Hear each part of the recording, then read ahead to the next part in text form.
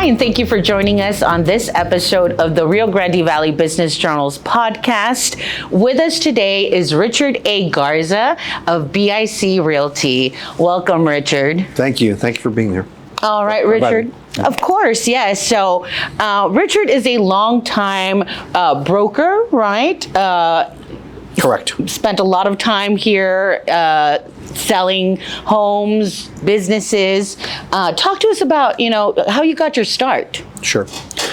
Okay, it all started back in '77 when I was a senior in high school. I was taking classes, and a teacher of mine was taking her real estate license and asked her what she was doing, and she and I kind of did that together. So we go way back with Carol Hill. I started the real estate business in '77. I've been doing it ever since.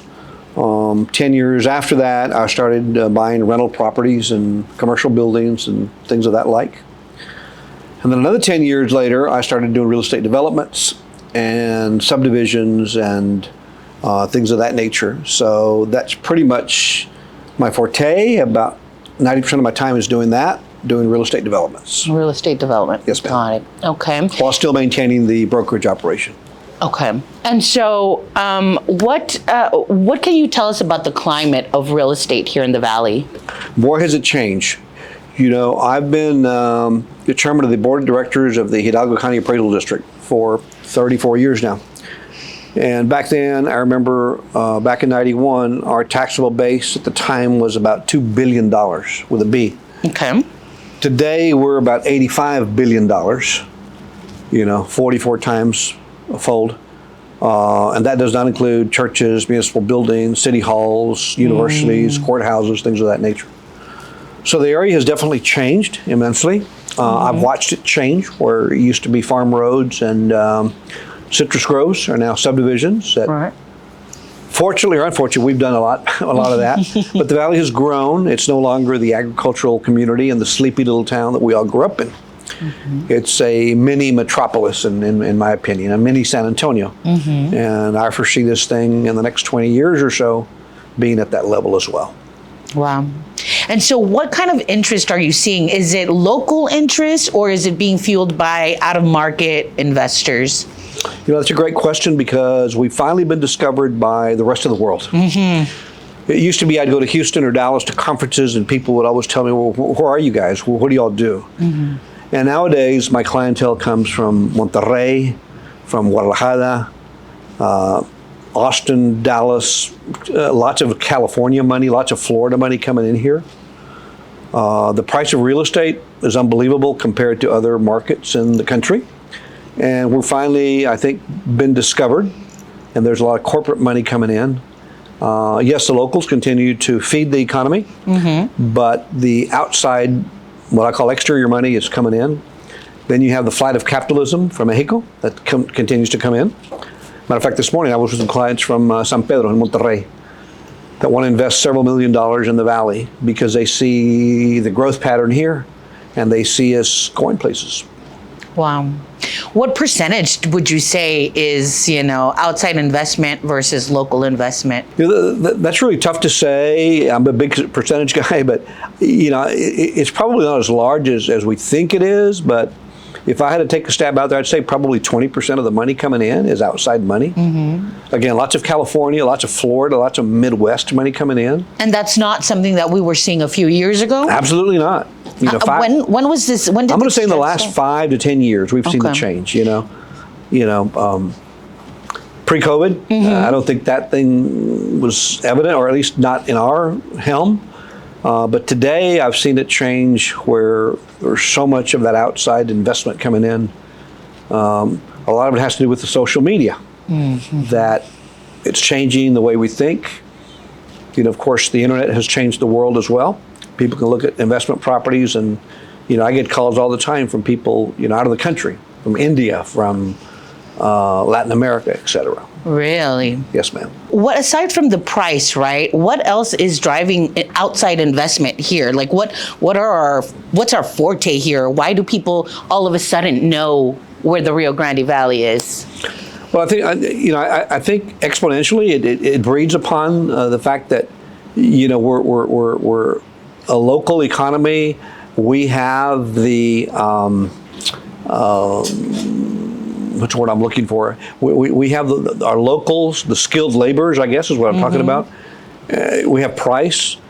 And you know what? One thing that most people laugh about that's funny is, we're friendly down here. My son lived in Manhattan, and we spent a lot of time with him up there, and they're not very friendly up there. Here, everybody's friendly. They're good to you. They want to shake your hand. They want to buy you a cup of coffee. You want to visit with people. It's a different environment altogether in this area, and we're blessed to live here. That reminds me, when I was working for Mission EDC, we were able to attract a call center here to Mission, and one of the things one of the main guys said was, what convinced me was that when I came here, at the airport, at restaurants, everyone was so friendly. Everybody was willing to help. And so it seems like that's something that, you've noticed as well. Absolutely. I think it's an attribute that we have in this area. I think it's awfully helpful. It's just a different climate altogether. I mean, you spend some time in the Midwest or in New York, and people walk by the street and they laugh at you if you say hello to them, and here everybody's friendly, and I think that makes a big difference. So what do you think, aside from our friendliness, somebody from outside our market should know about doing business here in the Valley? I think that again, we're eager to help people. We have things such as our Economic Development Corporation here in Edinburgh and in McAllen and all over the Valley. People are helpful. People want to help you make that investment work instead of putting a brick wall and saying, you can only do X. At this point, people are eager to help. The banks also are very helpful as far as lending money in this area. That's a big thing because people are confident that the area is going to continue to do well. And the numbers I shared with you earlier, I mean, it's amazing to have that type of, 44-fold in a matter of a generation. That's unheard of. We have new schools. I mean, look around. We have new schools. We have new office buildings. We have new city halls. You go to the Midwest and everything is old and tired and there is no new money, We have a young generation that's willing to do a lot for our community. Really young population. Absolutely. For sure. And that really helps us. And so, of course, with all of this growth, there comes some challenges, right? Sure. What are some of the challenges that you're seeing right now? Infrastructure is a big one. Roadways. I spend a lot of time on the freeway, and you get on the freeway at 5:00 p.m. and it's hard to get from one place to the other. My wife grew up 30 minutes from here. Well, it's now 30 minutes. It used to be 10 minutes from here. Ugh. And now it takes 30 minutes to get to see the in-laws, only because of the traffic. And unfortunately, the Valley is, like a lot of other communities, have kept up with that. Other areas that suffer are our basic utilities, our power and our water sources. I think a big issue that people are not recognizing at this time or not thinking about is our water shortage. If we don't get this thing corrected soon, there's going to be issues. There's a couple of cities in the area that already have moratoriums on building out additional developments, and I think that's smart to do that because you can build a subdivision and all of a sudden you can't get building permits. How are you going to pay that loan back to the bank? So I think those are issues that are here. We hope that it rectifies itself soon. Unfortunately, what we probably need in the Valley is a big hurricane with lots of water, but a little wind. We don't want it to do damage, but we do need the water in the reservoirs. If you look at the stats today, they're less than 10% of what they normally should be. And that's not a good thing. Right. And, we just published a story a couple of days ago that talked about how the metros here in South Texas rely heavily on the Rio Grande, right? Absolutely.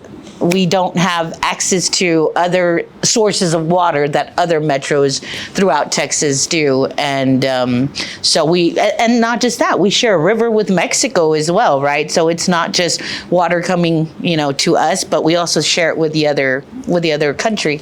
That's correct. So. That's correct. Yeah, and again, we need to focus on that. A few months ago, I was at a conference in Dallas, I believe, and they asked the audience if they had any questions. I raised my hand and I said, what are we doing about the water issue in the Rio Grande Valley? We have a big issue. And the speaker gets up and says, you don't have a water problem down there. I said, sir, haven't you read the papers? We have a problem. He said, no, you don't have a water problem. You have a cheap water problem. I said, well, what do you mean? He said, "Do you see this bottle of water?" He said, "Today it cost me $2." He said, "You have access to water, not cheap water though. You can desalinate." And that's the truth. But what will we pay for a bottle of water at that time? Is it $20? Is it $30? You'll pay whatever it takes because it's a necessity Right. at this point, not a luxury. And there are projects, around the area that are being carried out. I think McAllen is doing its own desal, and then the water reclamation project that Hidalgo County Irrigation District number 1 is also doing. So, Correct. We're trying to find different ways of procuring that very precious resource. Absolutely. And I think we need to look for alternate sources. For too long, our entire region has relied, like you said earlier, entirely on the Rio Grande River.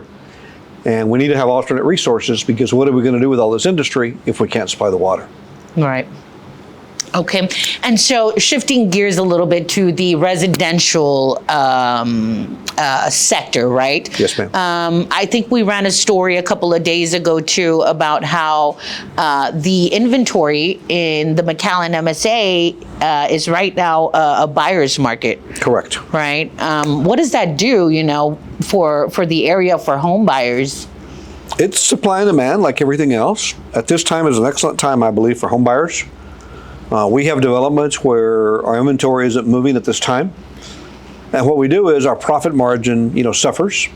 So basically we continue to reduce prices until it gets caught up. So I think what that does, I think it's good news for the consumer. It's good news for the buyer. Interest rates appear that they're going to be being reduced here soon. And that's certainly going to help. So it's definitely a buyer's market. Will it correct itself? Probably so. Because of the water supply that we just talked about, people are going to slow down making new developments. Thus, eventually it'll catch up, in my opinion. And so for a young couple looking to buy a home, what kind of advice would you give them? Today's an excellent time for young home buyers to purchase. There are many resources out there. There's such things as first-time home buyers programs, which basically is grant money available if they hit a certain income level. And there's a big variety out there, It's like going to Libby's Cafeteria. You have a choice as to what you can eat. At this time, you have a choice of houses that you can pick because the time is right at this point for buyers, in my opinion. Okay. And so when we're talking about real estate, right, we're talking about construction. And I know right now construction in the Valley especially has kind of a spotlight on it because of all of these ICE raids. Talk to me about what that's done to the industry here. I know there was a worker shortage for a while, right? So tell me what you're seeing. I'm seeing that, I'll give you an example. We had a development on the east end of Edinburgh that we were doing, and we could not complete our houses timely because we had a worker shortage. ICE came in, of course, picked up a few people, and then afterwards, everybody else is scared. They don't want to move. They don't want to do things. So it definitely had an impact on us. It continues to be an issue. Just this morning, we had an ICE raid on one of my other businesses north of Edinburgh for no reason whatsoever. And what that does, it scares off our employees. It scares off our clientele. And it's not a good thing for the area. Donald Trump continues to do this. And I think that it's certainly hurting our local economy. What will it do if this continues? Another aspect of my business, I do a lot of different things. We own an in-house mortgage company where we finance all our products. And what we're seeing today is a big default rate where we didn't have previously. I'll share something with you. A year ago, our default rate was about 6%. Today, it's about 28% as of this morning. So I tell my personnel, work with your people, don't foreclose on them, reduce their payments, do workouts as long as you can. Because again, I think this thing will pass. We hope it does. Why aren't the people making payments? Not because they don't want to, because they have to put food on the table, because they don't have SNAP anymore, number one. And two is the husband's not working because he's afraid to go to work because ICE may come around. So these are problems that really are out there today. Few people see that. We're in it day in, day out, and we see it on a daily basis. Okay. Wow. Not a good thing for the Valley. Not a good thing. Absolutely not. any closing remarks, anything that you'd like to add that maybe I didn't ask you? Well, no, not that you were very thorough. I think we covered a lot of topics, but I think we need to continue praying for lots of rain, because we need that for our drought-stricken area.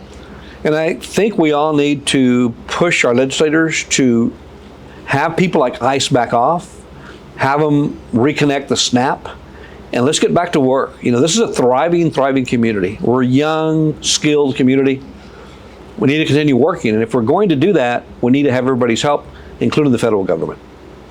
But thank you for the opportunity to speak to you today. Absolutely. No, thank you for speaking to us and enlightening us and our readers. And, we really appreciate it. So thank you so much. Guys, make sure to follow us next week with another episode of the RGV Business Journal and subscribe. We'll see you next week.